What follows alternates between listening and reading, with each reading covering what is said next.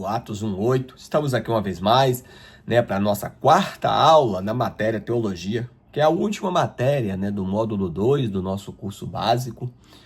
E eu sempre recomendo, se caso você ainda não assistiu, as aulas anteriores, a aula 1, 2 e 3, você não assista esse vídeo sem antes assistir, tá? Na aula de número 3, nós tratamos sobre a existência de Deus declarada, falamos, da crença universal em um Deus único, em um Deus todo-poderoso, um Deus eterno. Falamos também sobre as evidências desta existência, no âmbito natural, na natureza, até mesmo questão relacionada à razão. Então, o nosso objetivo na aula passada foi evidenciar a existência de Deus declaradamente. Amém, meus queridos? E hoje, na nossa quarta aula, nós vamos começar a falar aí a partir da página 197 do seu material sobre crenças errôneas. Então, nós vamos ser assim bem sucintos nesta aula. Nós só vamos pegar aqui os conceitos assim que são mais conhecidos, outros não são tanto conhecidos, falando sobre ideias, crenças, pensamentos errôneos acerca da pessoa de Deus, da palavra de Deus, da obra de Deus, enfim. E o primeiro aí é o agnosticismo, O termo agnosticismo, irmãos, o A quer dizer um prefixo de negação, e gnosticismo vem de gnose, então literalmente quer dizer não conhecer. Os agnósticos, eles falam, irmãos, que não é possível o homem conhecer a Deus.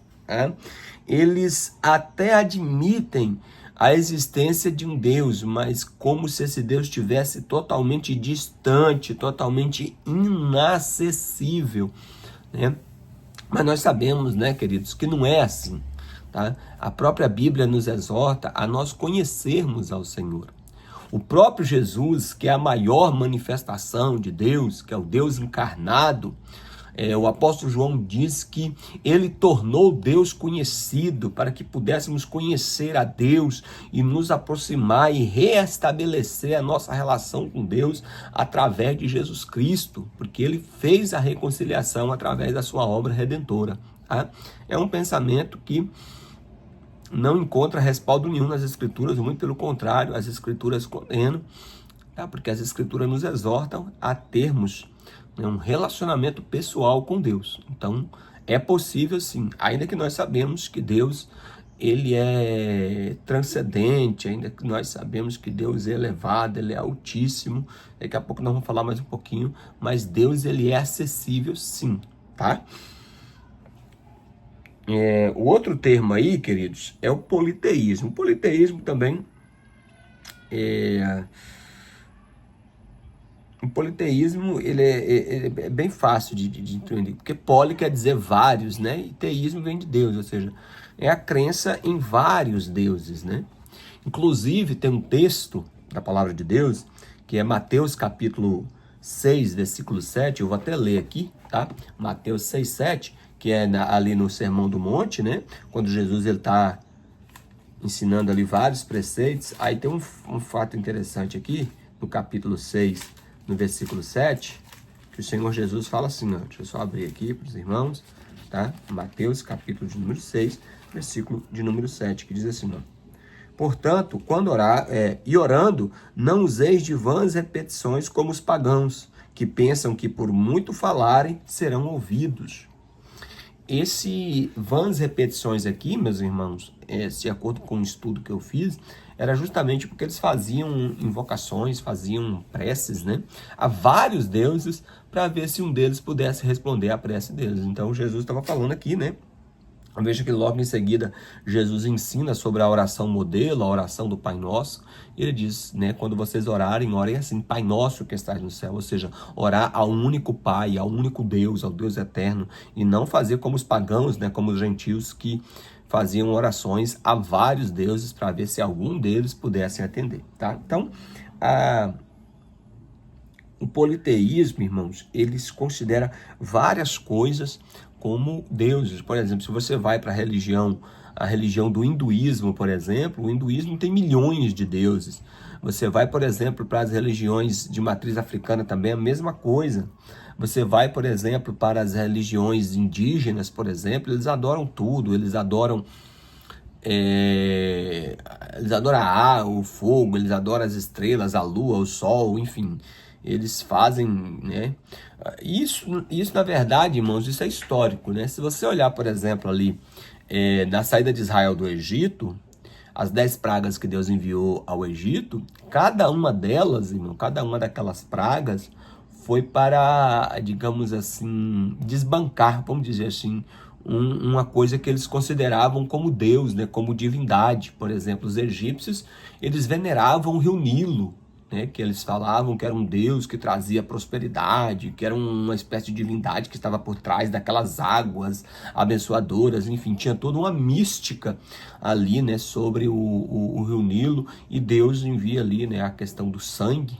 As águas se tornam sangue, né? Muitos falam que se tornou poluídas, né? Nojentas, enfim. E era um sinal de maldição para eles. De morte, né? De maldição, sangue. Veja que Deus manda juízo sobre o gado, porque os egípcios veneravam também o gado, tanto que lá na frente, né, Israel faz um bezerro de ouro como forma de rebeldia. Veja que eles adoravam, né? Eles prestavam culto a esse Deus, né? Não me lembro bem, mas tinha, por exemplo, tinha outro Deus, por exemplo, que tinha a imagem de uma rã, que chamava Serapis, outro chamava Osíris, Íris, por exemplo. Íris, a expressão arco-íris, ela vem do Egito, porque eles diziam que Íris, né, era o arco de Íris que se formava ali, né? Porque a Bíblia não fala arco-íris, lá em Gênesis fala arco de Deus, não arco-íris. Arco-íris já é uma expressão que veio do paganismo, né? Atribuindo que aquilo ali era um arco, né? A tiara de íris. Então, assim, se você olhar também, eu estou dando o Egito aqui como exemplo, mas se você olhar, meus irmãos, até no livro de história, o povo hebreu, o povo judeu, foi o primeiro povo a estabelecer um sistema religioso monoteísta. Mono quer dizer a crença em um só Deus. Politeísmo quer dizer a crença em vários deuses. Então é a diferença aí, tá bom? Só para vocês entenderem aqui. Que é mais um pensamento errôneo, porque a Bíblia fala que há um só Deus, um só Senhor e um só Salvador. Fica bem claro isso aí, né? Aí vem o panteísmo, tá, irmãos? O panteísmo aí na última parte aí da página 198. O panteísmo, irmãos, o politeísmo é crer em vários deuses. O panteísmo, a filosofia deles é o seguinte, né? Eles falam o seguinte, que Deus, havendo se retirado do mundo, deve-se, portanto, fazer do mundo um Deus. Então, Deus é tudo e tudo é Deus. Irmãos, uma coisa é Deus estar em alguma coisa, porque Ele é o criador de tudo. Mas outra coisa é Deus ser aquilo ali, né? Deus está na natureza? Claro, foi Ele que criou todas as coisas. Ele é o criador de todas as coisas. Inclusive, no vídeo lá que eu recomendei para os irmãos, na aula passada, do doutor saudoso, né? O doutor ali, esqueci o nome dele agora, que é cientista. Senhor, claro que dá uns brancos, né, irmãos? E a gente esquece. Ele faleceu recentemente. Adalto Lourenço, né? Um grande cientista. Então ele fala que as digitais de Deus estão na sua criação. Mas Deus não é a criação, tá? Uma coisa é Deus estar no sentido dele ser soberano, no sentido dele ser criador. Outra coisa é ele ser a natureza, ele ser o sol, ele ser a lua, ele ser Não, Deus não é nada disso. Deus é Deus, tá? Único, excelso, né? Deus não se compara com nada nem com ninguém. A glória dele não é atribuída a nenhum outrem, seja no céu, na terra ou debaixo da terra. Ele é o único, eterno e verdadeiro, tá? Então, o panteísmo aí, ele erra ferrazmente em dizer que Deus é tudo e tudo é Deus, tá? O outro que eu quero destacar aqui, meus irmãos, é o deísmo. O deísmo, irmãos, ele tem até uma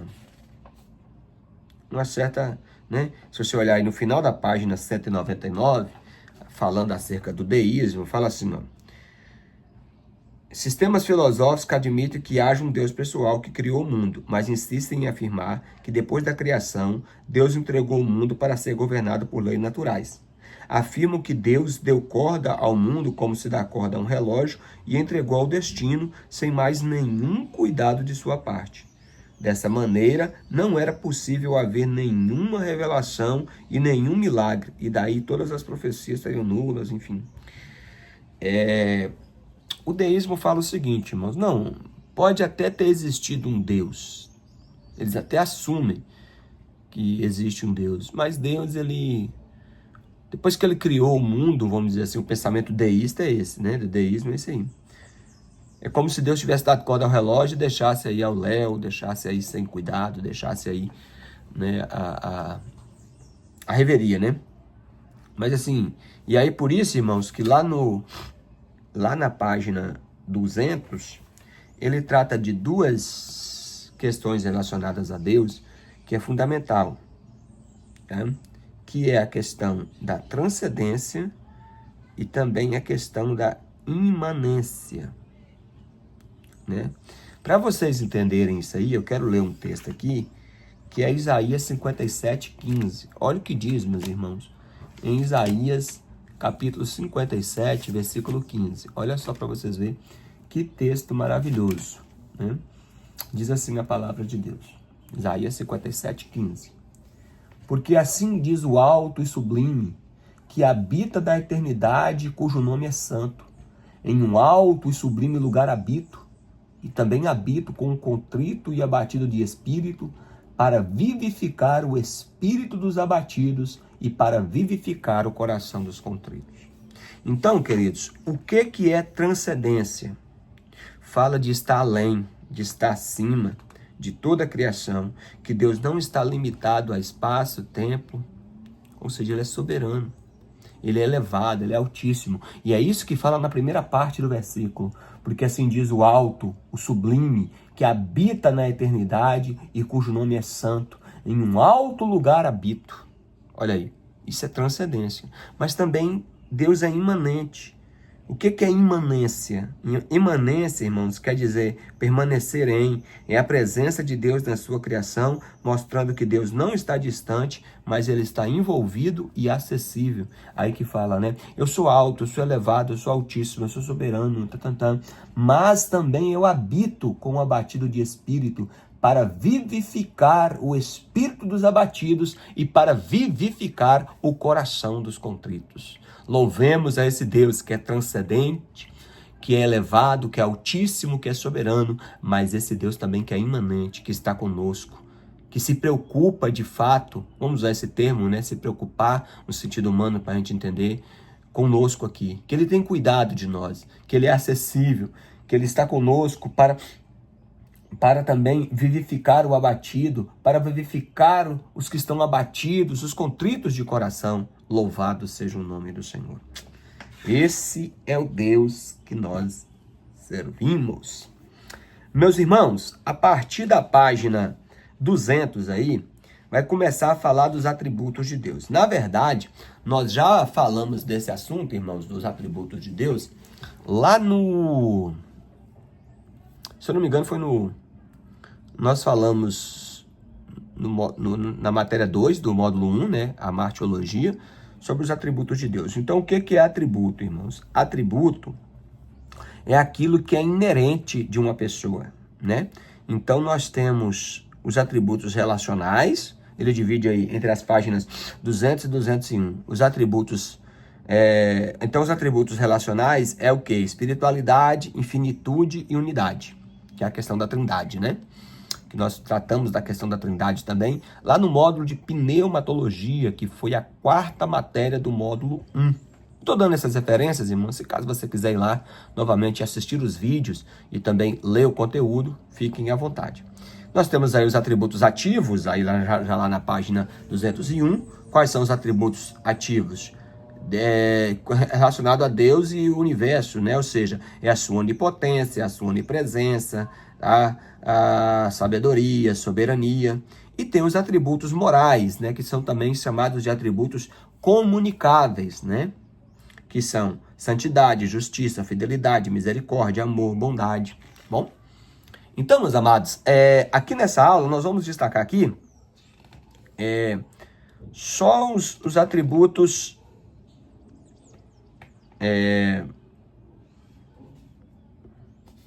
nós vamos destacar aqui só os atributos, rapidinho, né?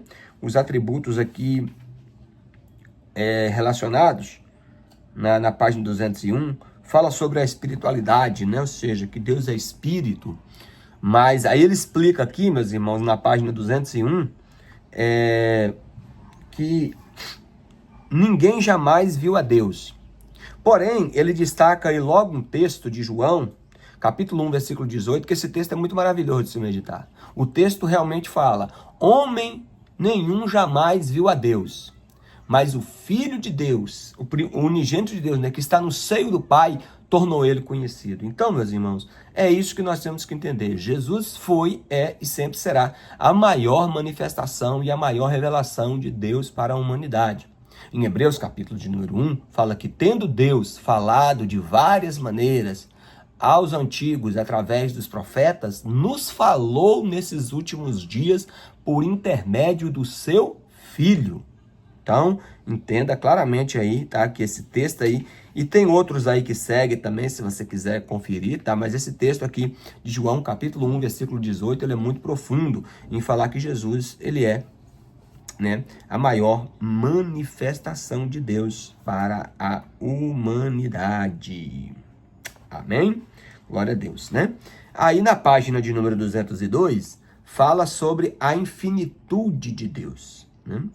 Tanto com relação ao espaço, como também com relação ao tempo. Irmãos, esse texto aqui de Reis, ele é muito tremendo, tá? Eu gostaria de ler com os irmãos aqui, que esse texto aqui de 1 Reis, capítulo de número 8, e o versículo de número 27, que vai dizer assim, ó. Olha que texto maravilhoso, irmãos, que fala assim, ó. Mas, na verdade, habitaria Deus na terra, eis que os céus e até o céu dos céus não poderiam conter, quanto menos esta casa que eu tenho edificado. Foi quando Salomão foi edificar o templo, né? E aí, na oração de Salomão, ele falou assim: Senhor, como que o Senhor pode habitar na terra se nem o céu dos céus? Essa expressão céu dos céus, meus irmãos, refere-se claramente à imensidão do universo. Que Deus, ele não está limitado a espaço, ele é maior do que tudo isso. E Salomão falou assim: como eu poderia fazer uma casa para Deus, né, se os céus dos céus não pode conter? E também com relação ao tempo, né, que ele vai dizer assim, de eternidade em eternidade tu és Deus, lá no Salmo 90, versículos 1 e 2, tá, irmãos? E aqui, queridos, é um negócio muito profundo, né? Porque é somente pela fé, irmãos, que são atributos não comunicáveis, que nós jamais entenderemos essa questão da infinitude de Deus, que Deus é autocriado. Nós não compreendemos isso, irmãos, porque nós temos uma existência. Nós temos um dia que nós fomos criados, então nós limitamos a nossa existência a espaço e tempo. Tá, meus irmãos? Eu nasci no dia 3 de dezembro de 1981, em tal cidade, Montes Claros, Minas Gerais, Então nós, seres humanos, nós estamos limitados a tempo e espaço. Deus não, então nós jamais compreenderemos isso aí. Mas nós aceitamos que Ele sim é infinito, é eterno, é soberano. E Ele não está limitado a tempo nem espaço. Queridos, aí no último parágrafo da página 102, ele dá uma nota aí sobre a Trindade, né? A Trindade, o Deus é único, né? Aí ele fala aí, por exemplo, das duas palavras hebraicas, né? Yahid e Had, né? E então a palavra que aparece para Deus é Had, né? Adonai Echad, ou seja, Deus é um só. Deuteronômio 6,4. Ouve, Israel, nosso Deus é o único Deus. Tá? Então a Trindade, né, que é uma doutrina, vamos dizer assim, neotestamentária, ela de maneira nenhuma vai contra o Deus único, né, a unidade de Deus no Antigo Testamento. É isso que ele está falando aqui. E aí, meus amados irmãos, na próxima aula, Nós vamos destacar aqui na última aula, a partir da página 203, aí nós vamos até, a página 210, para a gente fechar, nós vamos falar sobre os atributos de Deus, como onipotência, onipresença, que na verdade esse aí nós já